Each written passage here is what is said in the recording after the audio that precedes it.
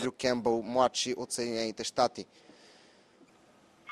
Вече сме в финала на дисциплината двойка без ролеви при мъжете.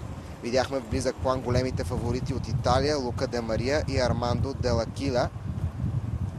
Те бяха във втори коридор, малко неблагоприятен на всеки друг канал, но не и на Пловдивския, защото, както знаете много добре от нашите репортажи, той дава еднакви условия на всички участници и италианците направиха много силно състезание, тръгнаха много мощно. В края на дистанцията, между другото, изпуснаха леко парата и това можеше да им коства много, защото холандците Греднанус и Пейс направиха много мощен финален спринт и само 700 не им достигнаха.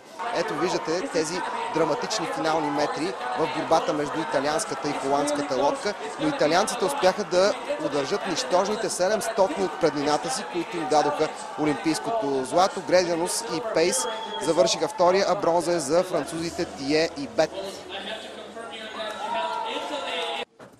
Следващата дисциплина от